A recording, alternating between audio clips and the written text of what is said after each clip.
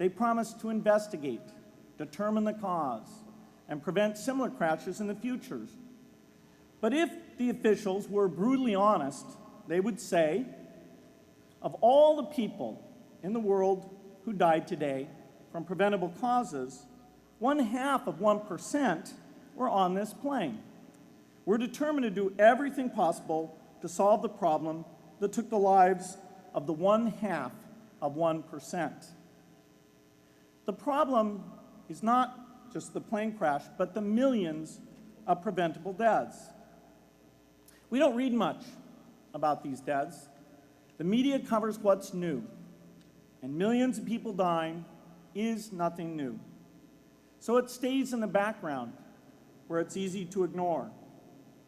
But even when we do see it or read about it, it's difficult to keep our eyes on the problem. It's difficult to look at suffering if the situation is so complex that we don't know how to help. And so we look away. If we can really see a problem, which is the first step, we come to the second step, cutting through the complexity to find a solution. Finding solutions is essential if we want to make the most of our caring.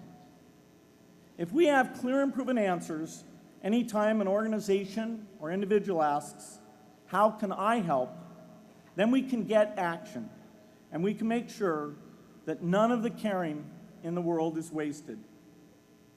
But complexity makes it hard to mark a path of action for everyone who cares, and makes it hard for their caring to matter. Cutting through complexity to find solutions runs through 4 predictable stages: determine a goal, find the highest impact approach, deliver the technology ideal for that approach, and in the meantime, use the best application of technology you already have, whether it's something sophisticated like a new drug or something simple like a bed net. The AIDS epidemic offers an example. The broad goal, of course, is to end the disease. The highest leverage approach is prevention. The ideal technology would be a vaccine that gives lifelong immunity with a single dose. So governments, drug companies, and foundations are funding vaccine research. But their work is likely to take more than a decade. So in the meantime, we have to work with what we have in hand, and the best prevention approach we have now is getting people to avoid risky behavior. Pursuing that goal starts the 4-step cycle again. This is the pattern. The crucial thing is to never stop thinking and working, and never do what we did with malaria and tuberculosis in the 20th century, which is to surrender to complexity and quit. The final step, after seeing the problem and finding an approach, is to measure the impact of the work and to share that, success or failure, so that others can learn from the efforts. You have to have the statistics, of course. You have to be able to show, for example, that a program is vaccinating millions more children. You have to be able to show, for example, a decline in the number of children dying from the diseases. This is essential not just to improve the program, but also to help draw more investment from business and government. But if you want to inspire people to participate, you have to show more than numbers.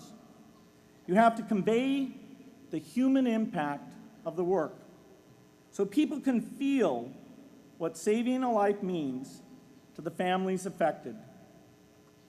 I remember going to the World Economic Forum some years back and sitting on a global health panel that was discussing ways to save millions of lives.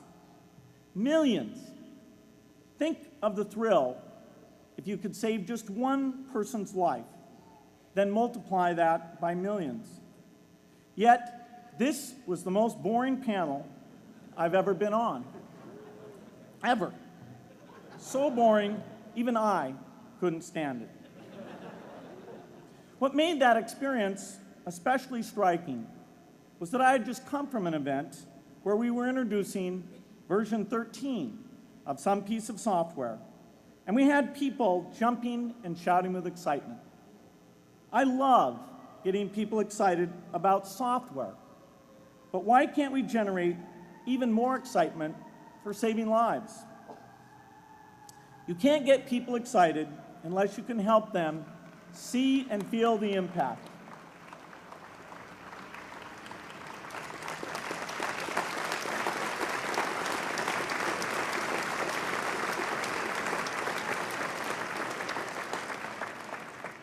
The way to do that is another complex question. Still, I'm optimistic. Yes, inequity has been with us forever, but the new tools we have to cut through complexity have not been with us forever. They are new. They can help us make the most of our caring, and that's why the future can be different from the past. The defining and ongoing innovations of this age, biotechnology, the personal computer, and the internet, give us a chance we've never had before to end extreme poverty and end death from preventable disease.